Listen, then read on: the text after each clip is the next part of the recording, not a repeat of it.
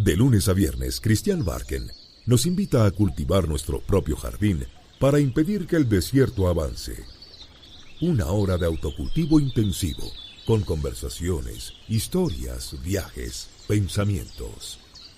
Un viaje a la palabra lleno de asombro para desenterrar los tesoros que nos esperan en nuestro propio jardín a la hora del regreso a casa. En Pauta 100.5 FM, aquí comienza Desde el Jardín. Lo esencial de toda exploración será volver al propio jardín y ver las cosas por primera vez, decía T.S. Eliot. Y aquí vamos caminando de regreso a mi propio jardín. Queridos y queridas radiovidentes que me escuchan en Antofagasta, en Temuco, en Valparaíso, Viña del Mar, Santiago, que también nos pueden ver en pauta.cl. Ustedes saben que este rito sagrado de regresar a mi propio jardín es un rito que incluye sacarme los zapatos y ir pisando las hojas en este sendero lateral, en esta calle, fuera de la locura de la megápolis, y empiezo a escuchar ya el sonido de las bandurrias en el contrafuerte cordillerano. Ahí están, que me retrotraen al sur, y me han venido unas ganas tremendas de pegarme una arrancada al sur. ¿Y saben dónde me dan ganas de ir? Muy lejos, en el sur extremo, me dan ganas de ir a Punta Arenas. Y tengo en mis manos uno de los libros que siempre llevo conmigo. Siempre llevo un librito de algún poeta que saco de mi biblioteca, y justamente ando con un libro de un gran poeta, poco conocido, poco leído, compañero, coetáneo del gran Jorge Telier, el poeta lautarino, un poeta puntarenense, Rolando Cárdenas, El viajero de las lluvias.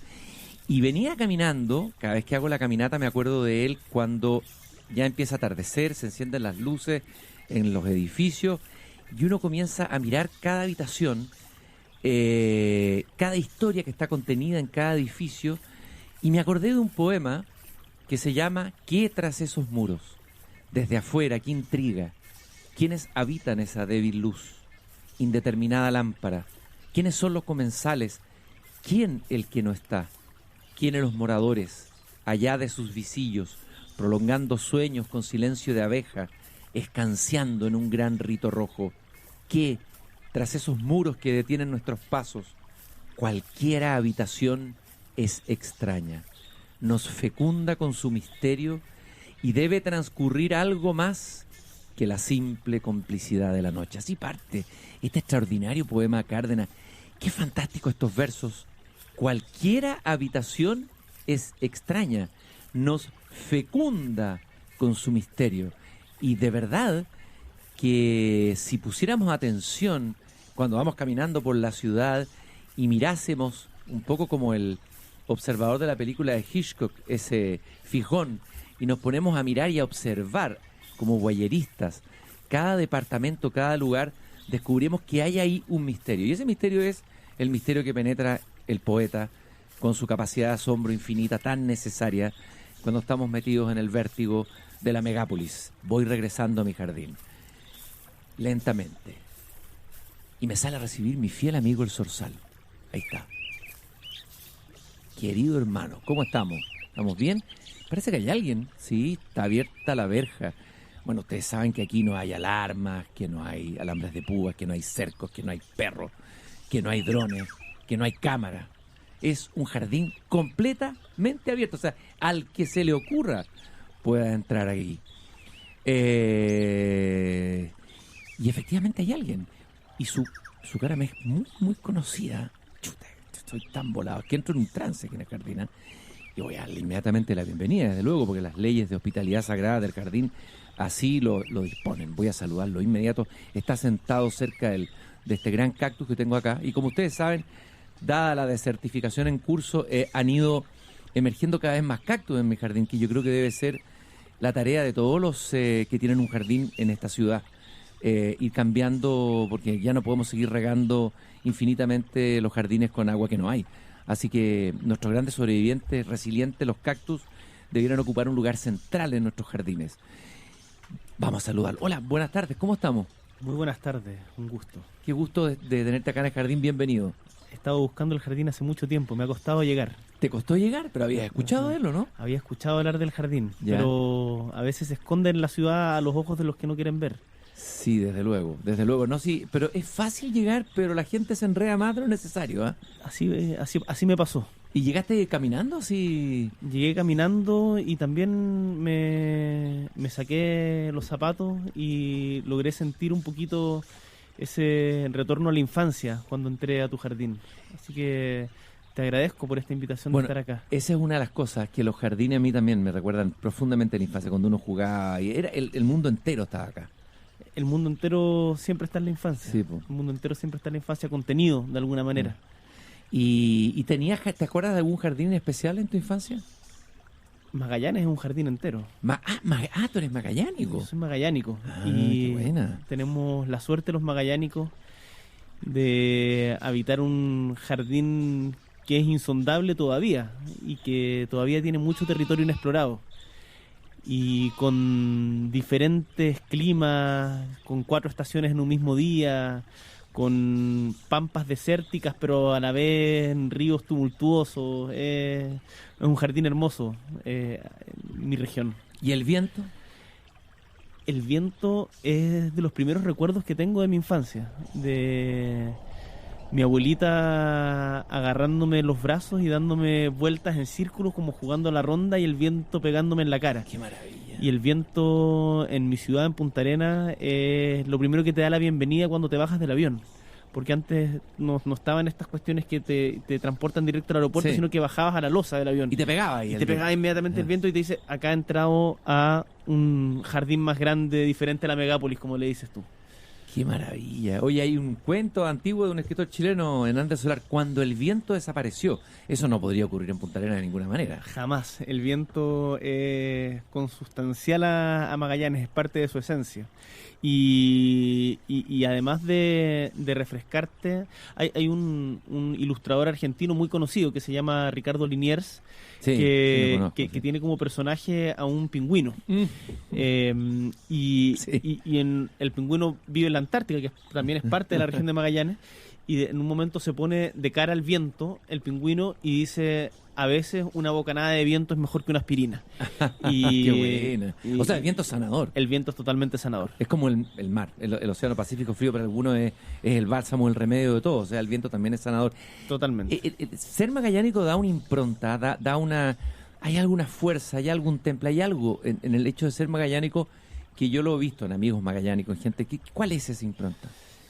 Yo diría que una conciencia de una suerte de particularidad, de sentirse aislado, y a la vez hijo de una soledad, de algún tipo de soledad que creo nos ayuda de alguna manera a ser más resilientes y más solidarios. Caminar un poquito más lento. Yo creo que más solidario, o sea, hay más todavía un sentido de la comunidad que permanece en esa región. En todos los lugares más chicos y más aislados, yo siempre he sentido por lo menos un mayor nivel de comunidad, porque está todavía... Que no es solamente la idea bucólica del pasado, no es solamente Rolando Cárdenas o Tellier de volver a un pasado que ya no es, sino que todavía se mantiene el viejo almacén, lo lárico, pero sigue siendo presente. Interesante. Entonces, eso a mí me gusta mucho de Magallanes y sus diferentes pueblos, porque Magallanes no es solo Punta Arenas, también Villa Punta Delgada, Villa Tehuelche, lugares más desconocidos que son tremendamente hermosos, Timauquel. Justamente qué coincidencia, venía leyendo unos versos de Rolando Cárdenas, extraordinario poeta, El viajero de las lluvias. Debes conocerlo muy bien. O sea, no tuve la oportunidad de conocerlo, él murió a principios de los 90. Un poco olvidado, tengo la impresión, sí, como olvidado, sí. Como otros poetas magallánicos, como el Tote España, Aristóteles España. Aristóteles España, sí. Lo conocí, Aristóteles España, sí. Gran valor, Aristóteles España. Que termina, no sé, como en una suerte de tristeza. Y tuve la oportunidad de ser invitado a una presentación de la antología de Rolando Cárdenas. Y me invitaron y ahí lo volví a leer, porque yo me vine a vivir a Santiago para estudiar a la universidad. Y había... ¿Qué estudiaste, literatura? Yo estudié Derecho. ¿Derecho? Yo estudié Derecho en la Universidad de Chile. Eres el típico estudiante de Derecho que tiene su segunda pasión en la literatura. Así es, y que no somos pocos. No, son muchos. No somos pocos, sí. Entre ellos el gran Armando Uribe, que acaba de irse. Así es. Ahí tienes doble militancia. Poesía, gran profesor de Derecho minero, según contaban las generaciones. Y bueno, a Rolando Cárdenas uno lo descubre como magallánico, pero después también lo descubre como exiliado, en el fondo. Y ahí tiene eso de volver al hogar, tiene esta cuestión nostálgica que es tan propia de la poesía lárica, que emociona, remece. ¿Y te dedicaste al derecho? ¿Eres abogado, profesor de derecho? ¿A qué te dedicaste? Me dediqué a preguntarme por la justicia, que yo me imagino que es parte que debiera ser la gran pregunta debiera ser la gran pregunta de los abogados, pero dicen que la justicia no está en los tribunales. Parece que no. El otro día leí una frase muy muy bonita de Henri De Luca, un escritor italiano, que decía todo, que parece muy simple, pero le encontré una profundidad tremenda. Todo deseo de justicia tiene que estar movido necesariamente por un sentimiento de amor. ¿Qué es lo y cuál es la interpretación que le di? Pensando en como yo entré a Derecho pensando en la pregunta por la justicia, y no la encontré en el Código Procesal Penal, no la encontré en el Código Orgánico de Tribunales, como me costaba pillarla. Y finalmente la respuesta está ahí donde dice Rey de Luca. La pregunta por la justicia está movida en el sentimiento de amor, no solamente en la razón, no solamente en la racionalidad que te enseñan en las universidades tan cerradas. O sea, en el origen de la justicia está el amor. Así debiera ser, y no podemos olvidarlo. Espérate, ¿y dónde encontraste tú la justicia? Si no la encontraste en el derecho, tienes que tener otra militancia, porque si no te dedicaste a la literatura, ¿dónde está la búsqueda de la justicia? No me dediqué al derecho, terminé la carrera y pensé que en los procesos colectivos podíamos encontrarla, o quizá más que encontrarla, construirla. Construirla no de la nada, sino en base a lo que tenemos hoy día, en donde vivimos, y eso es a lo que llamamos política. ¿Te dedicaste a la política? Pero tu cara es muy conocida. A ver, espérate, magallánico, estudio Derecho, Gabriel Boric. No puedo creerlo, Gabriel. Un gustazo. Oye, pero pucha, que te esperé en el jardín. Fueron años. Estuve harto tiempo tratando de llegar. Te mandé distintos mensajes con distintos Hermes, mensajeros. Pero qué bueno, por algo llegaste ahora. Muy bienvenido al jardín, Gabriel. Muchas gracias por dejar la puerta abierta. Gabriel, tú dices acá que la justicia tiene que nacer de un sentimiento de amor. Pero a veces hemos visto en la historia que hay movimientos que van por la justicia, pero que parecen nacer más del resentimiento que el amor. ¿Cómo? Y que parecen ser fuertes. Por ejemplo, hay un filósofo, Peter Sloterdijk, que estuvo acá en Chile, y que tiene un libro bien interesante que se llama La ira y el tiempo. Y dice que de alguna manera se van formando en la historia bancos de resentimiento que son administrados después. Habla de los movimientos anarquistas, de una cierta izquierda. ¿Cómo se hace? ¿Dónde está ese límite? Es difícil de encontrar, porque yo no lo digo cuando digo que la justicia tiene que estar movido por un sentimiento de amor, no lo digo desde un punto de vista solamente. Yo no soy religioso, pero...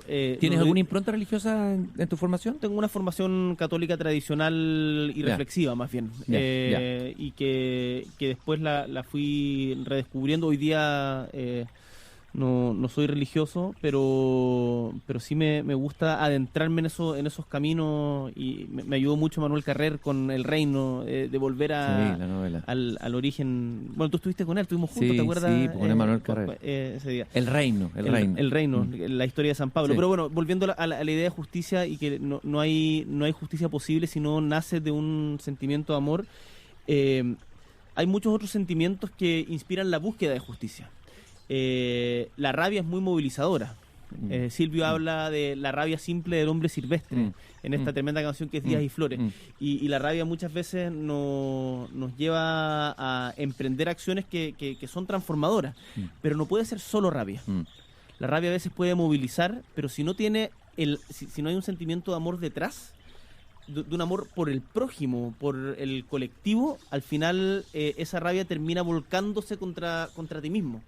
Entonces yo tengo una formación política de izquierda, que ha ido variando, y la he ido tratando de abrir cada vez más. pero cuando Marx dice de que la historia de la humanidad es la historia de la lucha de clases, yo creo que es cierto. Yo creo que la lucha de clases no es una como opinión de Marx, sino más bien es una constatación de la realidad de la historia. Pero espérate un poco, hay una pregunta importante ahí. Que bueno, Marx evidentemente que es un genio, un maestro de la sospecha, ¿no es cierto? Uno de los maestros de la sospecha del siglo XIX. Por cierto. Junto con Nietzsche, junto con Freud, etcétera. Pero el que se constituya ese factor en el único, ¿no hay ahí una suerte de reduccionismo? Es decir, que toda la historia es la historia, la lucha de clases, por supuesto que está, pero hay tantos otros factores. Entonces, al reducirlo a uno, ¿no hay el riesgo en la teorización de la realidad de simplificar la realidad? Es que mi impresión, o por lo menos mi lectura de la teoría marxista, es que la teoría marxista tiene una interpretación en su versión, particularmente en la versión leninista de la historia, que es como de un materialismo y organicismo demasiado que pierde de vista estos otros factores. Pero yo creo que Marx, por lo menos en mi lectura, por ejemplo, en, no sé, la crítica al programa de Gotha o en las tesis de Feuerbach, tiene es mucho más multifacético. Marx era un gran lector, no es, sí, no, de todas maneras. No es un tipo no cabe duda, no cabe duda. No es solo un economista, digamos. Sí. Entonces, muchas veces se toman ciertas frases de Marx y a partir de eso se hacen caricaturas. Yo creo que Marx hay que releerlo también, bueno, en la época que vivió. Y cuando dice la historia de la humanidad es la historia de la lucha de clases también está inspirada por muchas más cosas que solo lo material. No es una pugna solamente por el equivalente al dinero o a lo que sea, sino también la lucha de clases creo que tiene que ver con, en su momento, defensa de la justicia, del amor, de diferentes circunstancias. ¿Y qué pasa que después en las revoluciones esa visión, porque finalmente las grandes víctimas, que debería ser al revés, las primeras víctimas, incluso de Lenin, son poetas, escritores que son enviados a campos de concentración, a Gulag, Ana Akhmatova? O sea, hay una lista infinita. Y hay muchos que terminan... ¿Por qué ocurre eso? ¿Qué pasa ahí? Hay muchos que terminan muriendo ante la propia decepción, ¿no? O sea, el caso Mayakovsky, digamos... bueno, el suicidio de Esenin. El suicidio de bueno, el caso dramático, Ana Akhmatova es dramática, Azvetaya también, suicidios, muertes. ¿Por qué ese balance tan nefasto? Yo digo, simplemente mirándolo desde el punto de vista de poetas y escritores, de una causa que debiera haber traído al contrario. ¿Qué pasa ahí? Yo creo que hay una obsesión por el control. Hay una obsesión por el control en donde al comienzo, cuando se tratan de imponer transformaciones, que Trotsky decía, venimos a dar... a poner el mundo patas para arriba, de alguna manera. Que queremos darlo vuelta a todo.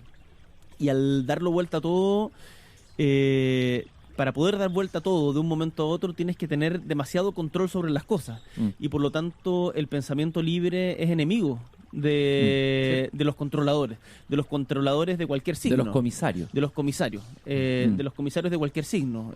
Sean rojos, azules o negros, digamos. Y yo creo que si hay algo que tenemos que defender siempre... y yo creo que esa es parte de los grandes mensajes del siglo XX, es la libertad de pensamiento por sobre las promesas de mundos mejores que vendrán, de promesas de ese tipo. Gabriel Boric está en el jardín, en esta hora de la tarde. ¿Pero qué ha pasado? ¿Por qué tengo la sensación, tú me puedes corregir, de que ha empezado a abundar una cierta... mentalidad más policial o comisarial en una parte de la izquierda muy fuerte en los últimos meses desde el estallido social? Es decir, tú también fuiste víctima de algo más espontáneo, a lo mejor de una funa, pero han habido funas más organizadas en las redes sociales. Cualquiera que presente una disidencia es acusado de facho, de amarillo. O sea, la sensación que hay en las universidades estatales, de mucha gente, yo trabajo en una de ellas, es, te dicen una cosa en privado, pero no se atreven a decirla en público para no hacer funa. O sea, se empieza a propagar como una tentación de control, esa que tú decías, una pulsión de control que parece que está metida en una parte de los genes de nuestra izquierda. Yo creo que se desata en esta crisis. ¿Estás de acuerdo en ese diagnóstico? Estoy de acuerdo y creo que es un tremendo riesgo. Hay un autoritarismo que nosotros siempre lo teníamos presente y a la vista en la derecha chilena. Sí, claro. Siempre... Evidente. Uno tenía la idea del control y del autoritarismo, para mí era la derecha. Y de hecho cuando al principio leímos a Orwell, digamos, sin entender ¿La bien... granja de los animales? No, ¿O 1984? 1984 en particular, porque la granja de los animales es muy clara la referencia Sí. a lo soviético, digamos. Pero Al en colectivismo. 1984 yo lo leí cuando iba en el colegio, pero lo primero que pensaba, ya identificándome como una persona de izquierda, y lo primero que pensaba eran en dictaduras fascistas de derecha. Y uno se da cuenta, porque teníamos muy presente lo que había pasado en Chile, pero uno se da cuenta de que eso también puede ocurrir en la izquierda, ese germen también está. Yo creo que nosotros, tal como acá la imagen de dos grandes del siglo XX de diferentes dimensiones, digamos, pero Salvador Allende y Albert Camus, que son ambos dos personas que se resisten justamente al totalitarismo de izquierda y al ánimo de control. ¿Sabes qué? A propósito... Bueno, Albert Camus es emblemático porque él fue víctima de esa... Él fue funado también. Fue funado incluso cuando recibió el premio Nobel. O sea, hubo alguien que en un discurso, el premio Nobel, alguien le empieza a gritar, a insultar, no sé si amarillo, fascista, por el tema de la guerra de Argelia. Y es famosa su frase, dice, bueno, están colocando bombas en Argelia para la libertad del pueblo al que él pertenece, pero una de las personas que va caminando en la calle es mi madre, y entre la abstracción de la justicia que se promete, prefiero a mi madre que esa abstracción. En el fondo ese es el mensaje de cambio. Es un tremendo mensaje y además, o sea, ese es el caso de la guerra de Argelia, que es muy dura para él, porque él nace él nace en Argelia, está a favor de la causa de la liberación, pero no de los medios. Bueno, hay una discusión muy grande, pero su enfrentamiento con los comunistas es muy interesante. En particular, él defiende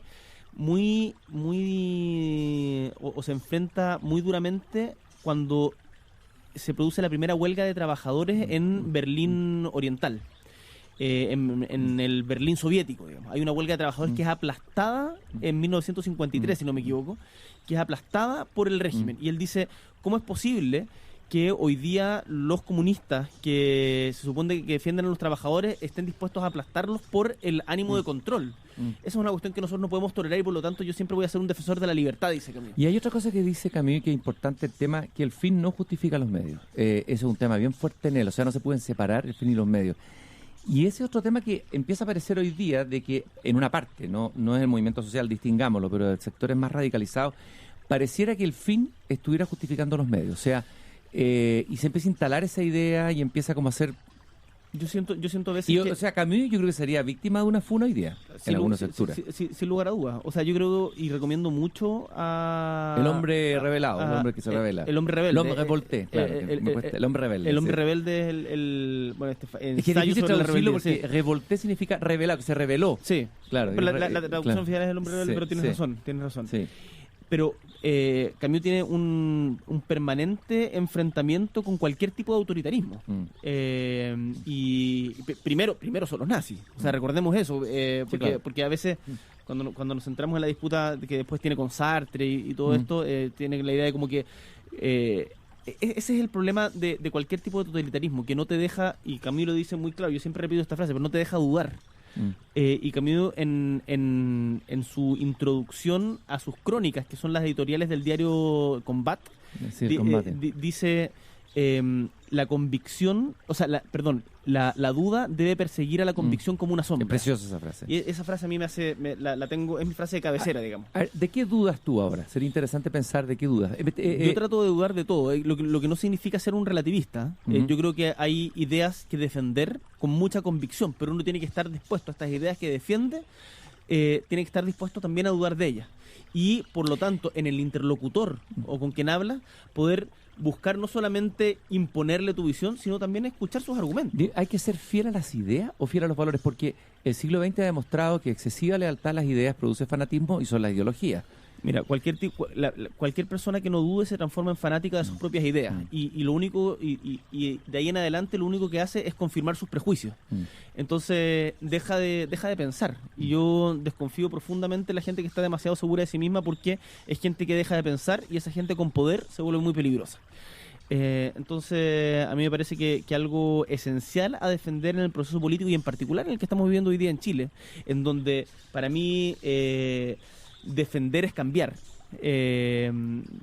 Para poder defender la idea de sociedad, la sociedad requiere cambiar, pero a la vez tenemos que ser capaces de preguntarnos qué tipo de cambio, cómo, con quién. Y ese cambio no pasa también por lenguajes, por formas, de la misma rebeldía, porque de repente uno tiende a ver ciertas consignas bien trasnochadas, o sea, consignas anárquicas, por ejemplo. O sea, como que hay una irrupción bien fuerte, un componente bien anarquista en una parte del movimiento más callejero. Frases que son casi literales de Bakunin, manifiestos de Bakunin que aparecen en todas partes. Eso va como... ¿Cuál es mira, ojalá fuera así. Yo no creo que grupos anarquistas propiamente tal que hayan estudiado a Dios y el Estado, digamos, el libro, digo, de Bakunin, sí. Dios y el Estado, son más bien pocos. Yo diría que hay a veces se instala un individualismo más que anarquismo. Uh-huh. ¿En qué sentido? En el sentido de desconfiar de cualquier tipo de organización. Desconfiar de cualquier tipo de organización colectiva para la transformación de las cosas, y por lo tanto cualquiera que se organiza colectivamente y que por lo tanto cuando te organizas colectivamente te sientas a conversar con el que no piensa como tú, se transforma en tu adversario. Uh-huh. Y al final todos terminan siendo tu adversario en esa lógica. Uh-huh. Y ahí no es que el fin justifique los medios, sino que el medio se transforma en un fin. Uh-huh. Y por lo tanto termina disociando totalmente, o sea, se termina olvidando de por qué peleabas. Y ahí hay una cosa interesante porque en Bakunin parece que el tiempo, la destrucción, casi que el que produce más alegría que luego lo que viene después, ¿no? Y está fuerte la mayoría de los textos de Bakunin. Dice, te voy a citar una frase de Bakunin: aquellas personas que no pueden reprimir en sí mismas la rabia destructora y que antes de comenzar la lucha destruyen al enemigo sin tardanza y sin pensar. No, lo aniquilan, una cosa así. Bueno, Marx se enfrenta muy fuerte a Bakunin. Sí, desde luego. Marx se enfrenta muy fuerte a Bakunin justamente por eso, por la negación de la acción colectiva como posibilidad de cambio. Porque al final esta rabia termina controlando todo. Y la destrucción, la idea de la destrucción, sin mirar qué es lo que tenemos. La destrucción nihilista. Claro, es una destrucción un poco nihilista. Y no hay un poco signos de eso no el movimiento social, sino en el decurso del movimiento social, en lo que ha derivado hoy.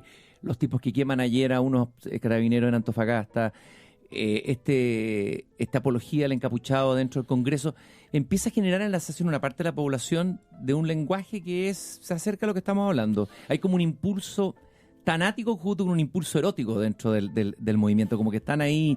Hay dos fuerzas. El problema es que, como lo veo yo por lo menos, es que el movimiento social, la lucha callejera, ha ido generando en estos 4 meses una cultura sobre sí misma muy rápida y como identificación cultural de encuentro que en esta sociedad tan segregada que teníamos no tenían antes. Entonces, gente que durante mucho tiempo, porque a quienes están en la lucha callejera se les caricaturiza muchas veces como lumpen. No son lumpen. Es gente que yo diría más bien no era parte de ninguna identidad colectiva y que la encontró en la lucha callejera. Entonces el caricaturizarlo sencillamente como delincuentes es no entender tampoco las causas profundas de la violencia, lo que no significa justificar cualquier tipo de violencia. Y creo que el gobierno en particular ha tenido una derivada de discurso público, bueno, desde el comienzo, pero lo ha ido acentuando en el último tiempo, de ver esto como un problema de amenaza de seguridad y por lo tanto preocuparse más de las consecuencias de la movilización que de sus causas. Sí, eso lo entiendo. Ya, pero vamos al ejemplo concreto, lo que está pasando en la Plaza Baquedano, en la Plaza Dignidad, o en ese barrio, en el centro. Porque ahí se enfrentan dos derechos, el derecho del manifestante, pero también el derecho del que vive, el derecho que tiene un negocio. ¿Cómo compatibilizas tú y qué hace el Estado ahí ante eso? Que es un poco la columna de Peña del domingo. El Estado, por esencia, es fuerza bien usada, evidentemente, fuerza represiva, pero con controles. Pero ¿qué hace el Estado? ¿Qué haría cualquier Estado si finalmente el derecho de uno es más importante que el derecho? ¿Cómo se equilibra eso? Porque la lucha es por los derechos de todos, ¿no es cierto? La lucha es por los derechos de todos y lo que nosotros debiéramos preocuparnos, y desde la política, es en más que desarmar, en solucionar o buscar soluciones a las causas de la protesta. Y las causas de la protesta y por qué es tan simbólico el nombre que se le ha dado a la plaza de la dignidad, como de un lugar a alcanzar. Porque hoy día para la mayoría del pueblo chileno no hay dignidad.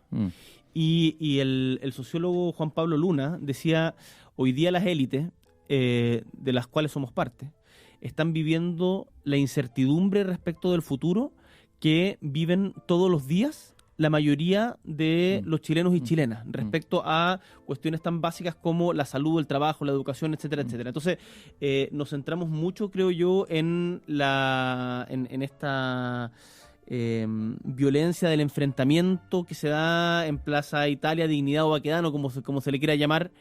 Pero no solo ahí, Gabriel. No solo ahí, pero en Valparaíso, yo he estado ahí. En Valparaíso y en Antofagasta, en Punta Arenas. En Punta Arenas también ha sucedido quiebre de locales. El otro día atacaron un colegio. Son cuestiones que son inaceptables. Son cuestiones que desde mi punto de vista no contribuyen a la causa que dicen defender. Son contradictorias en sí mismas. Claro, porque van produciendo, yo creo, pueden producir un efecto a la larga inversa. Sabemos bien que cuando se produce el desorden, el caos, la anarquía, ellos lo vivimos en la década del 70, lo vivimos. ¿Quién gana ahí? ¿Quién gana? Es la derecha. La izquierda gana en el carnaval, gana en la fiesta, que así fue el comienzo de la movilización social, ¿no es cierto? Ahí es donde la izquierda esplende, pero la derecha cuando aparece es cuando justamente empieza a reinar ya no solo la incertidumbre de la élite, sino que la incertidumbre del pueblo, que también es un dato a considerar. Yo creo que en un comienzo esto parte generando una incertidumbre en la élite que me parece que es positiva para hacer a la élite pensar ya no solo sobre sí misma, sino sobre todo el pueblo.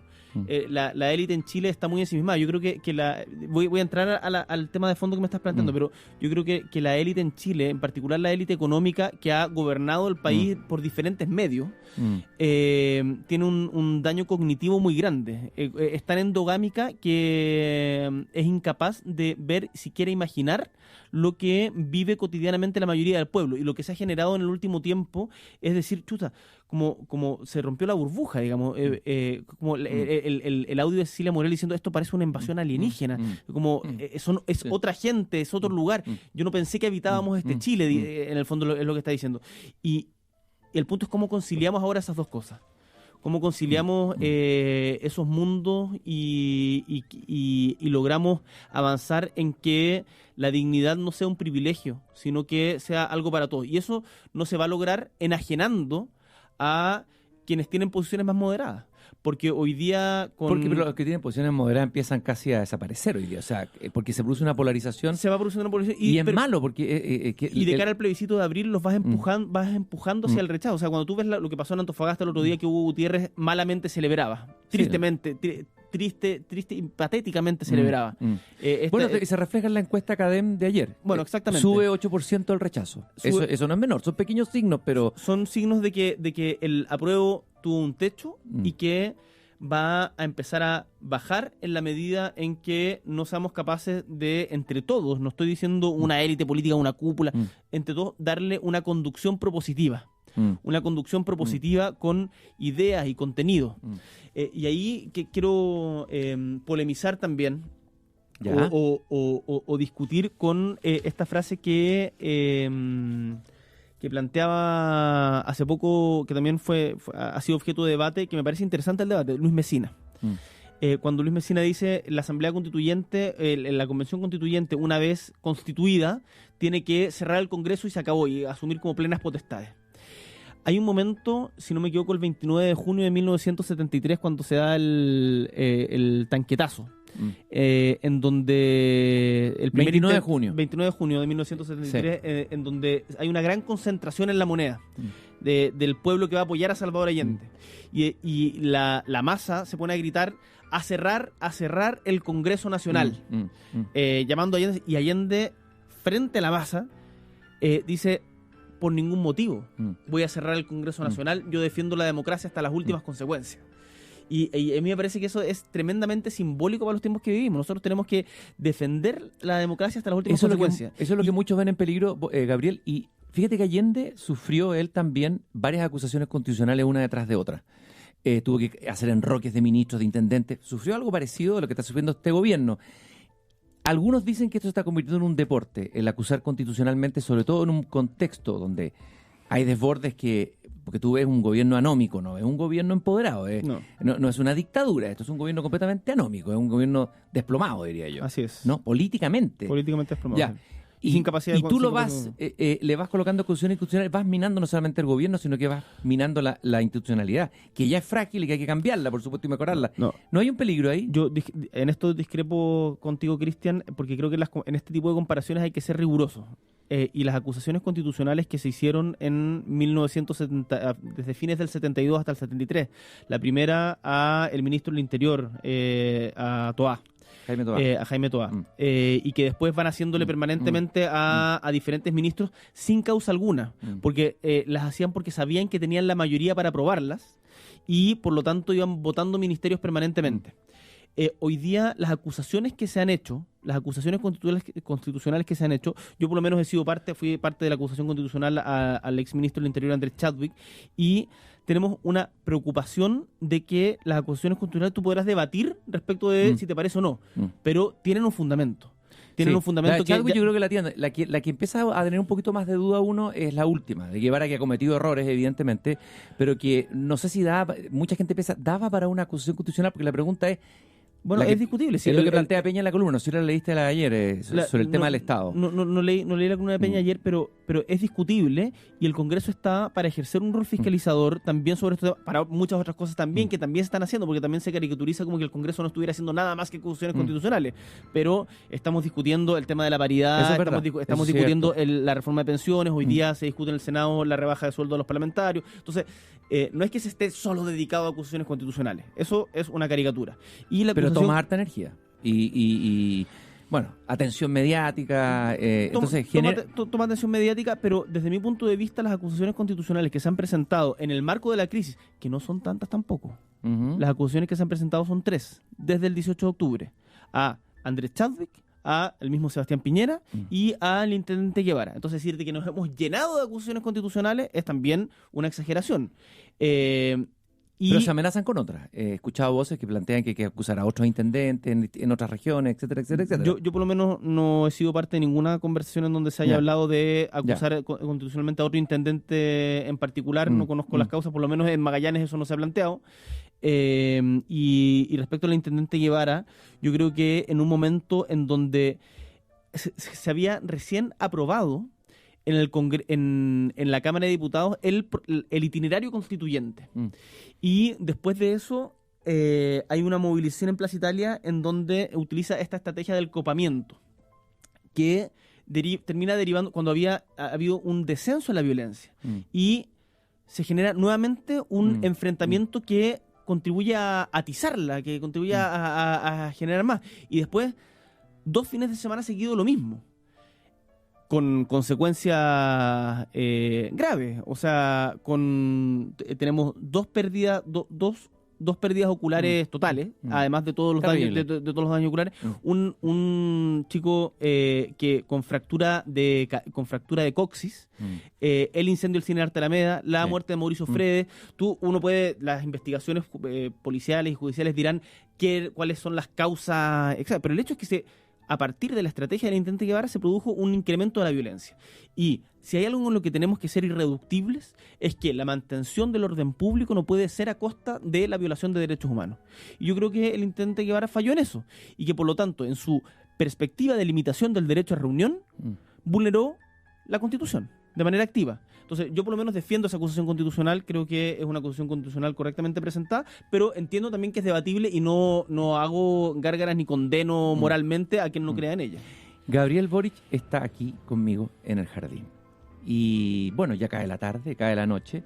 Decir que el programa Con Salud Camina Contigo es una iniciativa que acompaña de cerca el proceso de 6.000 pacientes que están viviendo dificultades oncológicas o cardíacas. El concurso de creación artística Con Salud Camina Contigo, donde el arte es un canal de expresión para transmutar esas experiencias en creación.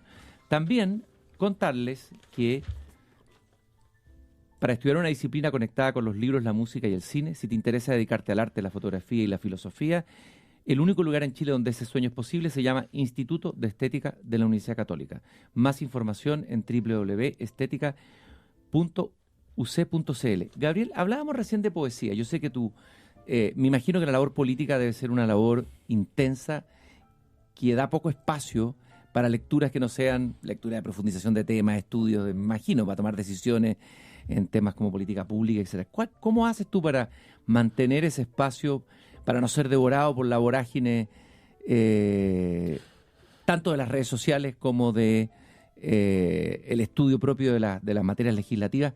¿Dónde queda espacio para la poesía, para el arte, y yo sé que es importante para ti, son importantes para ti? Yo creo que ojalá el arte, la poesía, el teatro, es algo que tiene que estar a disposición de todo el pueblo.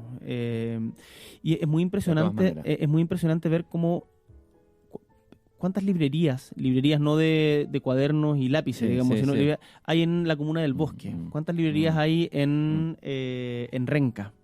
¿Y cuántas hay en Vitacura, Providencia, Ñuñoa, Las Condes? Cuando uno ve esa diferencia, uno dice, chuta, tenemos un problema con también la distribución de cómo llega la cultura. Como que hemos claro, y uno podría decir, si no hay librería, si hubieran bibliotecas públicas en esos lugares, que hubieran buenas redes de bibliotecas, pero no sé si las hay, habría que investigar. Pero hay un problema también, bueno, de la enseñanza, de cómo leemos, etc. Pero bueno, el punto es que para mí es tremendamente importante que una persona que esté dedicada a la política tenga un universo más amplio que solo el fragor de la lucha política. Porque muchas veces yo me encuentro en el Congreso ensimismado, perdiendo de vista el por qué uno hace lo que hace. Una suerte de alienación. Una alienación total. Y entonces, a mí, porque me ayuda mucho la literatura, la poesía principalmente, pero ahora estoy leyendo mucha narrativa, el tratar de tener perspectiva. La poesía, la literatura, la filosofía, el teatro también te ayudan a tener perspectiva. ¿Qué escritor te ha dado, ha sido una revelación o te ha dado esa perspectiva, te ha ampliado ese horizonte últimamente? ¿Qué literatura te está interesando? Últimamente he entrado que no había tenido experiencias antes, con los japoneses. ¿Los narradores? Con los narradores, con Kawabata. Con Ishiguro. Con Ishiguro, que es más inglés, pero también tiene el toque japonés, que es más reflexivo, es más interior, te lleva a una reflexión más profunda.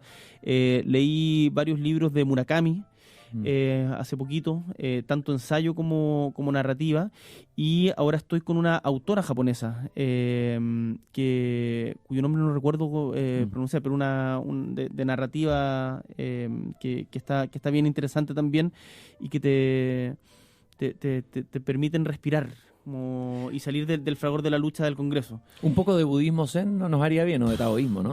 Nos haría muy bien estas introspecciones. Entonces, bueno, he estado leyendo eso, y para dar perspectiva también siempre hay que leer historia. Y yo antes del estallido, estaba tratando de escribir un libro que tenía mi idea era diálogos generacionales. O sea, es la tesis de que mi generación, que es la generación que emerge en el debate público el 2006, con las movilizaciones de los pingüinos del 2006, es una generación que tiene los puentes cortados con las generaciones anteriores. Ese es un tema fascinante, vamos a hablarlo a la vuelta de esta pausa. Gabriel Boric llegó finalmente al jardín, caminando lentamente como tiene que ser, y aquí estamos conversando cuando cae la noche.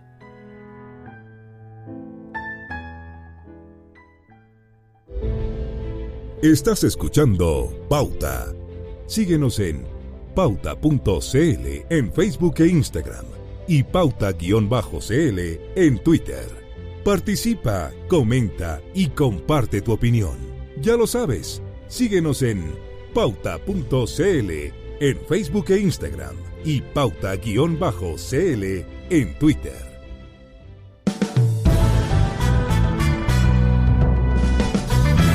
Todos los días desde las 2 de la tarde, en Pauta en Desarrollo, hablamos sobre las noticias que están marcando el día, junto a Marichu Sangronis. Conversa con nosotros en redes sociales y profundiza la información en nuestro diario digital, pauta.cl.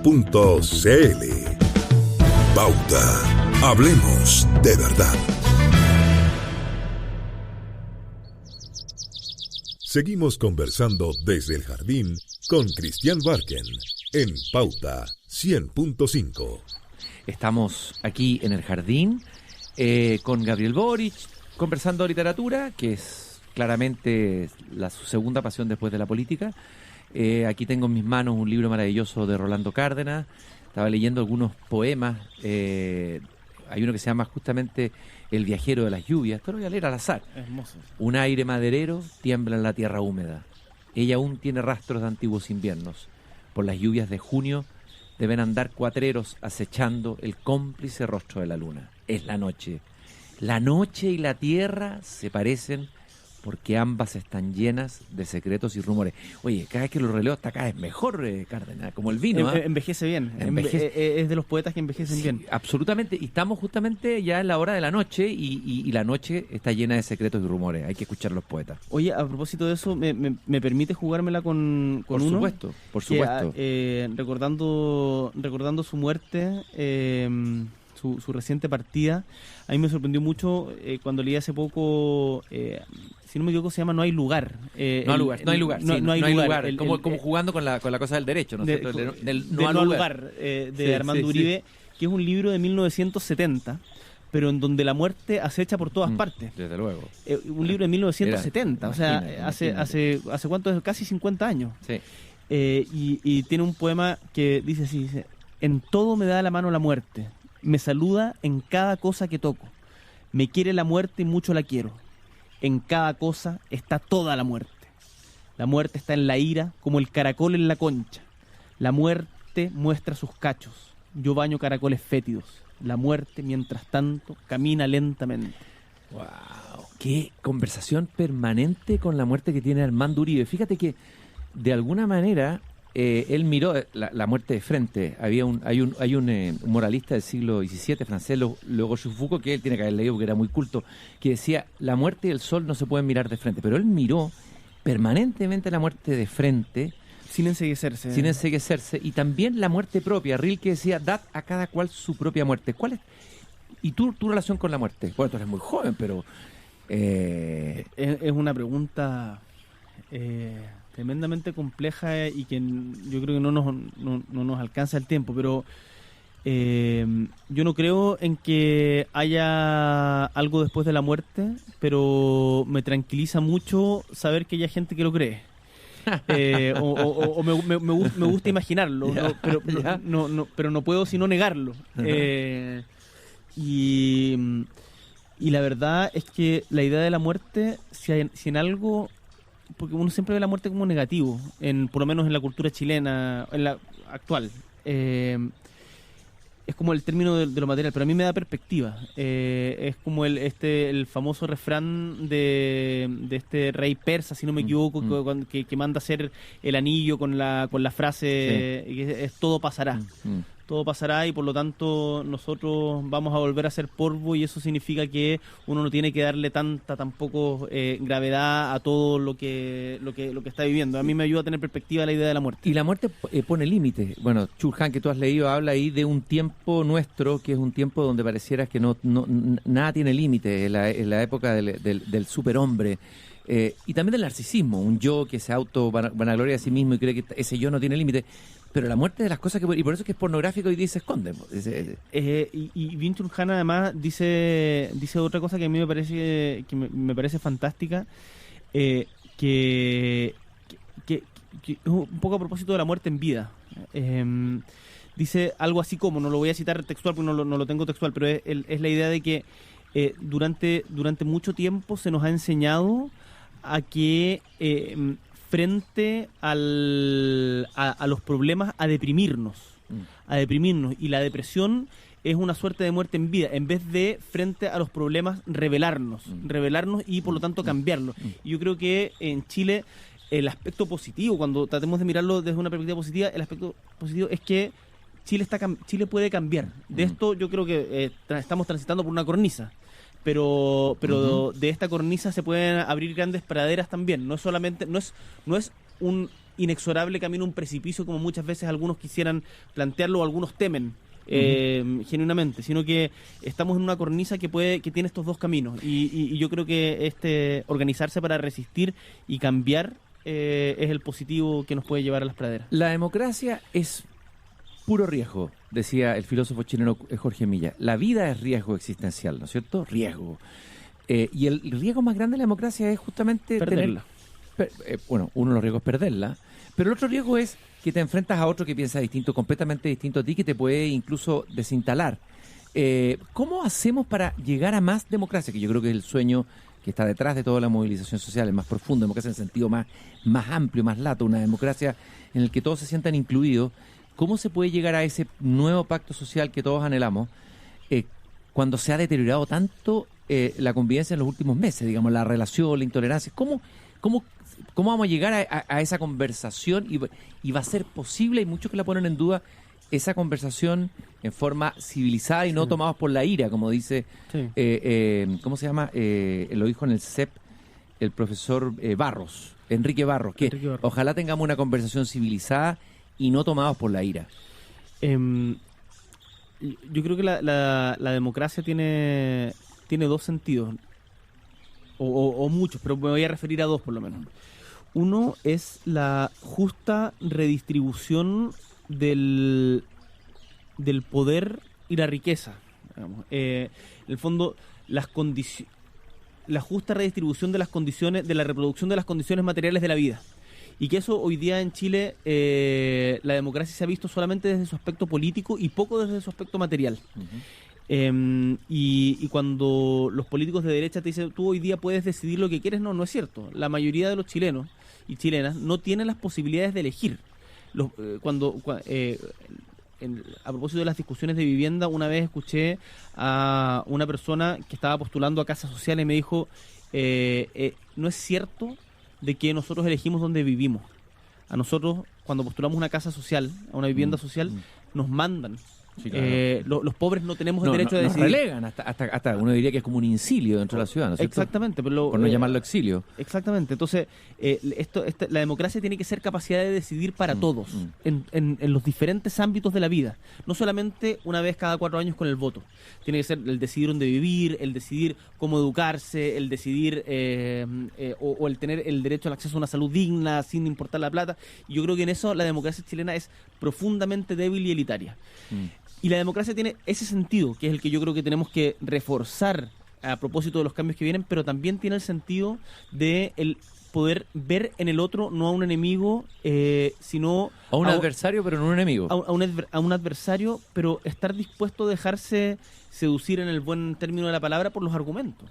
Y eso, y la polarización impide argumentar. La polarización... Cuando solamente se trata de confirmación de prejuicio que uno, valga la redundancia, ya tiene, impide argumentar y ahí dejas de pensar. Y si nos pasa eso, dejar de pensar de lo que hay síntomas, claramente, nos vamos a ver un grave problema y la democracia misma se va a ver amenazada. Entonces, para mí, yo quiero ser un ferviente defensor y un ferviente defensor de la tolerancia y un acérrimo, no solo crítico desde la tribuna, sino luchador contra la intolerancia. Y que veo que emerge desde diferentes lados. Gabriel, a mí me parece, yo soy más viejo que tú, que yo no había visto desde hace décadas a la derecha tan como humillada o derrotada políticamente. No la había visto así, ¿ya? La sensación que tengo yo no es una derecha esplendente, ni hasta el momento, afortunadamente, no ha aparecido todavía el monstruo que puede aparecer de fondo en pozo en cualquier momento, lo sabemos en la historia. Pero es una derecha más bien golpeada, con la sensación de humillación guardada.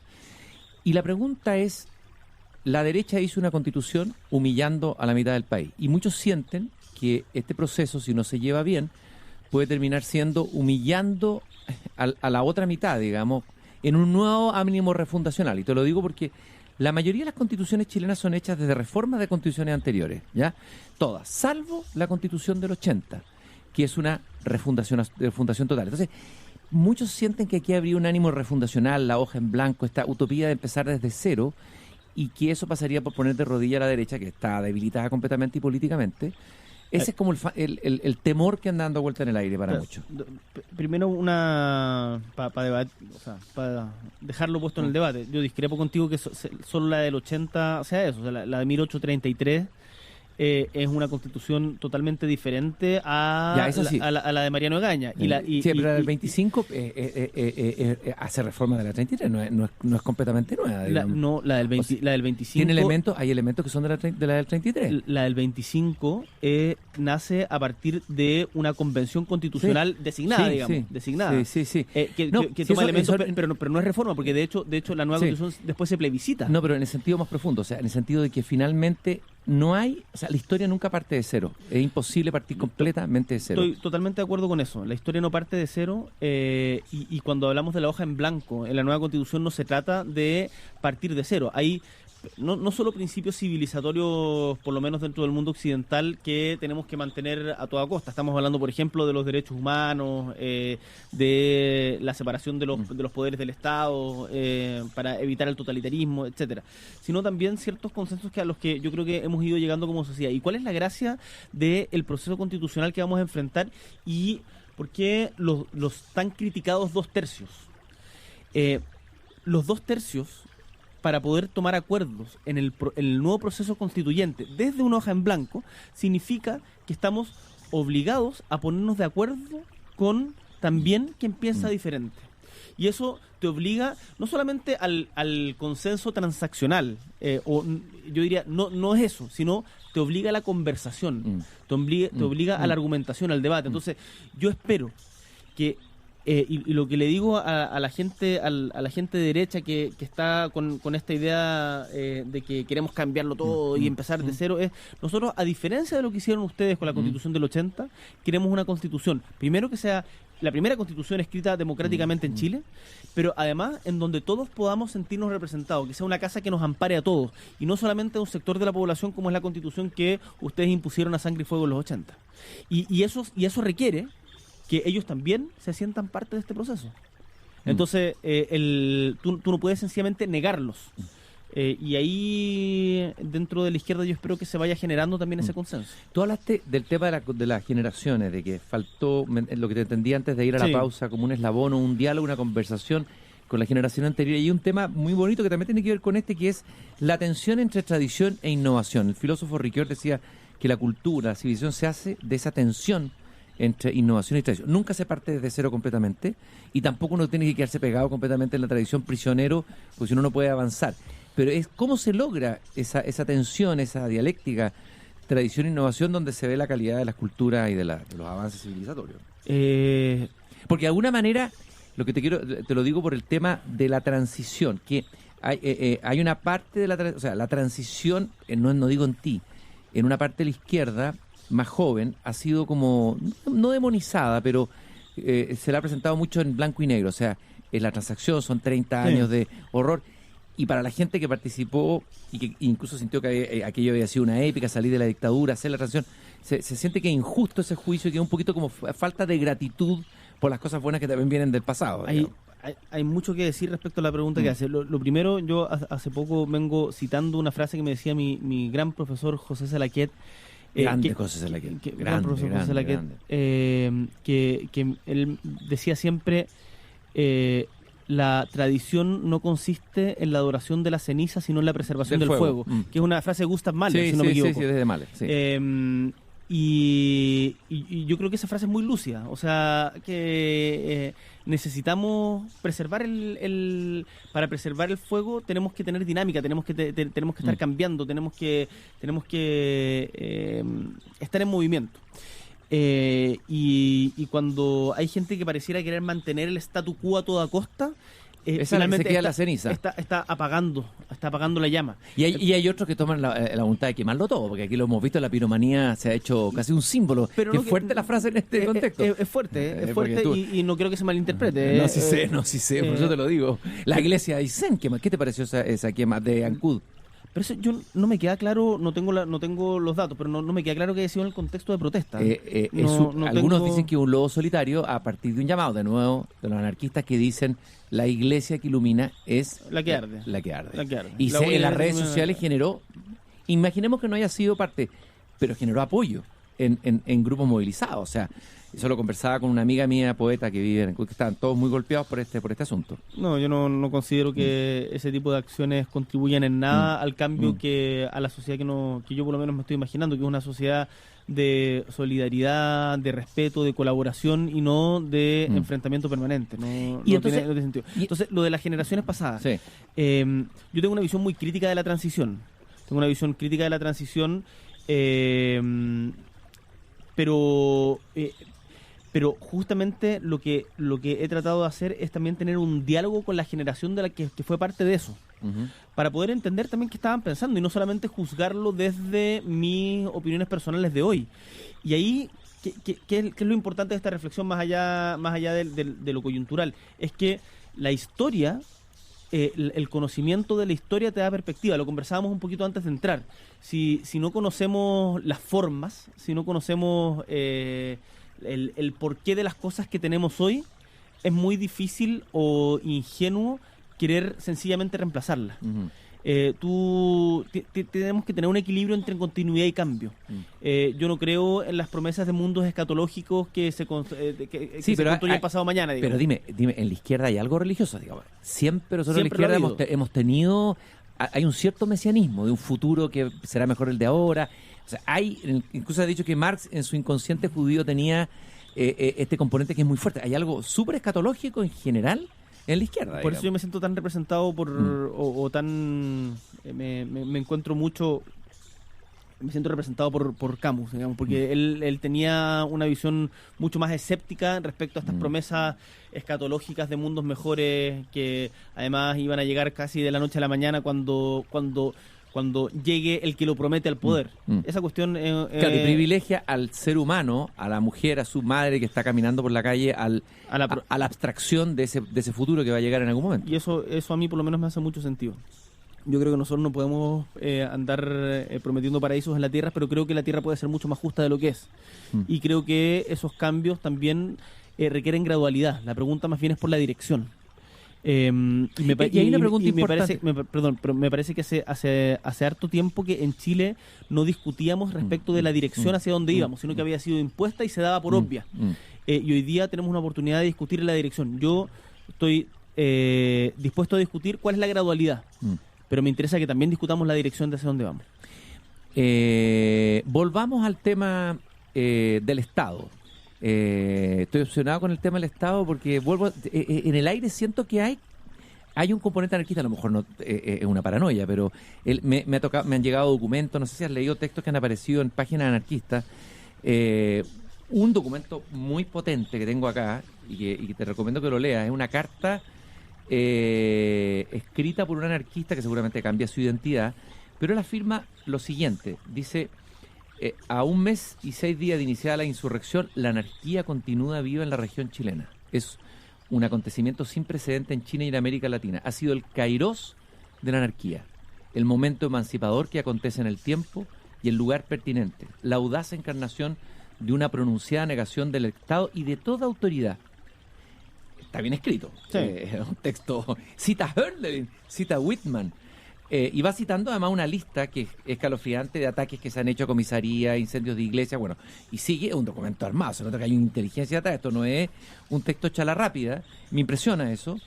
Y te pregunto por el tema, la parte final, la negación, yo sé que tú no estás en eso, pero el tema de la autoridad, que es un tema que a veces ha sido difícil para un cierto pensamiento de izquierda por la experiencia del autoritarismo, y hay muchos dicen que se ha desplomado completamente la autoridad, y el peligro de que desaparezca completamente la autoridad. Y la tentación de que esa autoridad, la autoridad del profesor, la autoridad del padre, no solamente la autoridad. Entonces, la autoridad y el autoritarismo, ¿cómo se juega cómo se mueve uno ahí? Yo creo que tenemos que entender la autoridad también como formas de organización. Como formas de organización en el sentido de que la autoridad, cuando es democrática, cuando es justa, previene y va en beneficio de los más desfavorecidos de la sociedad. Lo que pasa es que en Chile hemos visto una autoridad que durante mucho tiempo ha sido complaciente con quienes más tienen que el ejemplo más brutal es las clases de ética, digamos, para los dueños de la farmacia, frente al joven que muere en San Miguel quemado por estar vendiendo discos piratas en la cárcel de la cárcel. Entonces, cuando tú ves que hay una justicia para ricos y una justicia para pobres, te genera este ánimo de rebelarte contra todo tipo de autoridad. El punto es que la autoridad también puede ser entendida de otra manera, como una forma de organizarse justamente para la justicia. Y por lo tanto yo creo que esa es la autoridad que tenemos que defender. Y ese es el tipo de Estado que tenemos que defender. Y eso requiere reformas profundas, graduales, al Estado y a la forma de organización que teníamos antes. Y esa es una cuestión que no es obvia, no es fácil y que requiere mucha conversación, requiere mucho pensar, requiere mucho diálogo, requiere mucha tolerancia. ¿Dónde está el pensamiento hoy día en la política? En la clase política. Pareciera hace mucho tiempo ausente. Conversaciones de pensamiento. Tú estás más adentro, no quiero hacer caricatura, pero pareciera que espacios de pensamiento, de reflexión, de análisis filosófico, de estudio se ve poco. Espacio, tiempo para eso. Yo diría que efectivamente hay poco, hay mucha contingencia, hay mucha pérdida de sentido y es totalmente representativo. El desprestigio de la política tiene mucho que ver también con la formación de quienes estamos en política, y cuando tú ves el carácter y la profundidad de los argumentos que se esgrimen para defender ciertas supuestas ideas, uno dice, chuta, si esta gente nos gobierna. Entonces yo creo que es importante generar espacios como este. Espacios de como han sido los cabildos, como han sido los cabildos que no es algo que suceda solamente en sectores acomodados, sino que están sucediendo. A mí me ha tocado verlo en diferentes barrios de todo Chile, de gente preguntándose en comunidad por el futuro. Y yo creo que en la política hace rato estábamos en un enfrentamiento ensimismado sin mayor capacidad de reflexión. A la política le hace falta pensar más. A quienes estamos en política institucional nos hace falta darnos tiempo para leer, para pensar, para abrir el mundo y no verlo solamente en los términos materiales del enfrentamiento cotidiano. Yo creo que falta mucha perspectiva en la política. Y creo que, mira, hay una cosa que también yo le he dado harta vuelta. En los años 20 y después de nuevo en los 70 hubo una vinculación muy grande entre la intelectualidad y la política, entre los jóvenes y la política. Yo diría que ese triunvirato era muy potente: intelectualidad, arte, la década del 30. Jóvenes y política, la década, claro, 20, fines de los 20, cuando parte de la revista Claridad, digamos, hasta a los 30, después de nuevo en los 60, 70. Yo creo que es algo que tenemos que lograr de nuevo, volver a vincular el arte con la política, que no sean espacios totalmente separados que no dialogan entre sí, porque el arte enriquece mucho. El arte no solamente como el arte de teatro boutique, sino no las bellas artes solamente. Es la apertura de la conciencia, es la apertura de la conciencia, y hoy día en la política hay muy poco de eso.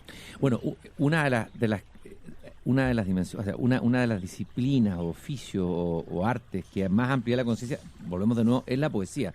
Y yo siento que en Chile tenemos un patrimonio impresionante.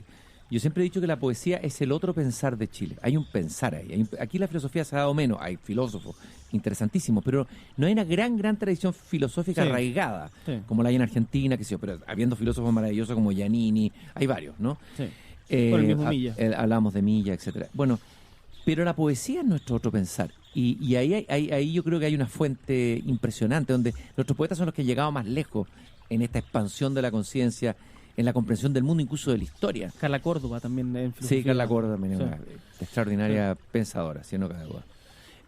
Sí, para mí tenemos el patrimonio poético que tenemos en Chile, un patrimonio inmaterial al que paradójicamente también se conoce. Yo tengo la sensación de que se conoce poco. Se habla de los poetas, pero no se los ha leído. Se habla de los poetas y no se los ha leído, y a mí, no sé alguna vez lo comentamos, pero está este verso de Clemente Riedemann de "Ay, Lucila, ¿por qué te engabrilaron?". Sí, claro. Claro, la convertimos en una estatua. Que la convertimos en una estatua y la quitamos. O sea, nadie lee Lagar o Tala, sino que... Desolación. Pero la dictadura además nos entregó como esta suerte de Gabriela Mistral, como de solamente de rondas de niños, digamos. Y cuando uno lee el poema con el que parte, si no me equivoco, Lagar, que la otra. Ese poema es clave para entender que Gabriela Mistral son muchas voces. Ella está poblada por miles de voces. Es impresionante. La otredad en Gabriela Mistral.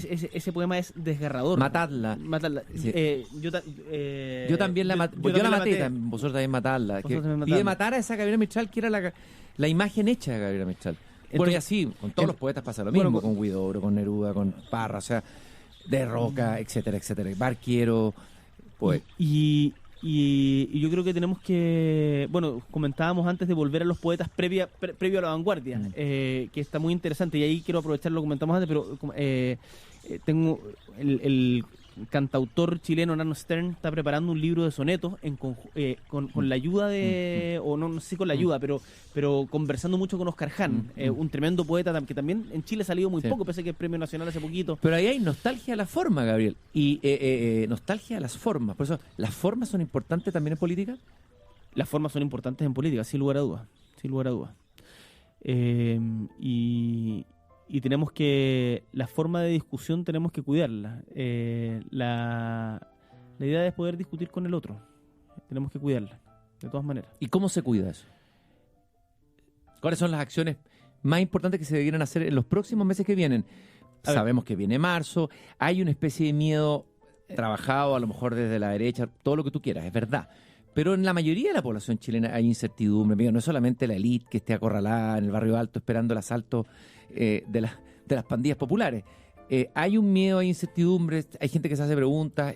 ¿Cómo avanzar hacia eso que tú señalabas? Pero con gestos potentes, no retóricos nomás. A ver, primero en términos abstractos yo quiero defender que la manera de cuidar las formas es siendo capaz de dudar de uno mismo. Eso es fundamental, la duda. Eso en términos abstractos. En términos concretos materiales, el Congreso y el gobierno tenemos que tener una agenda social que vaya hacia la causa de los problemas que afectan cotidianamente a la mayoría de la gente en Chile. Lo que pasó en el Hospital Barros Luco hace poquito, en donde habían médicos operando con linterna, lo que pasa con las listas de espera, los precios de los medicamentos, etcétera, son cuestiones que se pueden resolver. En pensiones, tenemos que llegar a un acuerdo en pensiones que implique subirle las pensiones a los adultos mayores en Chile. No puede ser que por una discusión de intransigencias mutuas no logremos generar una solución inmediata para la gente que lo está pasando mal porque vive en condiciones de miseria después de haber trabajado toda una vida. Entonces, en concreto, dudar. O sea, perdón, eso era en abstracto. Pero en concreto, reformas sociales potentes que le mejoren y le cambien materialmente, identificablemente la vida a la mayoría de las personas. En tercer lugar, orden público no puede estar separado del respeto a los derechos humanos. Eso está clarísimo. Y eso no está tan claro para todos. Desgraciadamente, yo creo que eso ha sido parte del problema que ha habido en Chile, que ha acrecentado también la rabia. Y en tercer lugar... Pero hay algunos que dicen que, estando de acuerdo en esa base, a veces se ha usado el discurso de los derechos humanos para dejar más demunida a la policía frente a cosas como las que ocurrieron en Antofagasta ayer. O sea, no sé si tuviste las imágenes. Un tipo que te tira una bomba molotov adentro. Eso es absolutamente inaceptable y tiene que ser... ¿Y qué hace el policía ahí? Podría disparar, pero no puede disparar. O sea, hay que colocarse también en el lado de esa policía que también es pueblo. O sea, también la policía es víctima de toda esta cuestión. Pero... No digo los generales carabineros, estoy hablando del policía que está todos los días ahí en la calle, expuesto, que también ha sido atacado, que también ha sido incendiado, que también... Yo creo no el que ha violado los derechos humanos. Yo creo que en Chile, bueno, nosotros acabamos de proponer como Frente Amplio, de hecho, una reforma a las policías en Chile, porque si la policía no tiene legitimidad, se pierde, hablando de lo que hablábamos antes de la autoridad, el legítimo uso de la fuerza que está entregado al Estado. Y si eso se pierde, en el fondo se te desarma el Estado de Derecho. Entonces, tenemos que volver a prestigiar a que las policías vuelvan a ser reconocidas como portadoras de ese derecho, que es el derecho al uso legítimo de la fuerza, porque hoy día lo han ido perdiendo progresivamente producto de las violaciones a los derechos humanos que hacen. Perdona que me extienda en esto, pero el tema de las heridas oculares producto de disparos de balines, perdigones o bombas lacrimógenas es una cuestión inédita a nivel mundial. A nivel mundial. Entonces, yo no creo que se pueda comparar y poner en un mismo balance, en una misma balanza la violencia de la manifestación callejera con quienes hacen uso del legítimo uso de la fuerza que les entrega el Estado y por lo tanto toda la sociedad. Me parece que son dos características diferentes. Tienen diferente tipo de... uno tiene que poder valorarlas de manera diferente. Uno tiene que ser tratado mediante la justicia y... rechazado. Por supuesto que lo que pasó en Antofagasta es absolutamente rechazable, deplorable. Yo no quiero entrar en ningún tipo de vacilación al respecto. No es lo mismo eso que la violación a los derechos humanos por parte del Estado. Entonces, tenemos que parar con eso. Y en tercer lugar, como medidas concretas... Eso, faltaba el tercer lugar, el proceso constituyente como un espacio de encuentro y no principalmente de confrontación. Que se confronten las ideas, pero para confrontar ideas se requiere escuchar al que piensa diferente. Bueno, la conversación es todo un arte. Humberto Giannini, filósofo chileno, en su libro Arqueología de la Cotidiana, tiene un capítulo entero, vale la pena visitarlo, sobre la conversación, como una de las actividades fundamentales del habitar humano, del ser humano. Y dice que la conversación es una de las formas superiores de la hospitalidad humana. O sea, yo al conversar te recibo en mi casa. ¿Cómo te he recibido yo en el jardín? Tú me has recibido a mí a tu vez, a pesar de tu ser aquí el invitado. La conversación, nos falta trabajar la conversación. Yo creo que es un país con una deuda de conversación muy grande. Estoy totalmente de acuerdo contigo y yo espero que ese sea el camino hacia el que vayamos, el de la conversación y no el de la confrontación. Gabriel, ha sido un gusto tenerte aquí en el jardín. Ha sido un gusto hablar de poesía, de política. Y estás invitado cuando quieras. Está abierto el jardín para que sigamos conversando. Un gustazo. Ojalá que los jardines se multipliquen en estos tiempos en Chile. Jardines y conversación. Que el desierto no avance. Que el desierto no avance. Que el desierto florezca. Que el desierto florezca, exactamente. Un gustazo.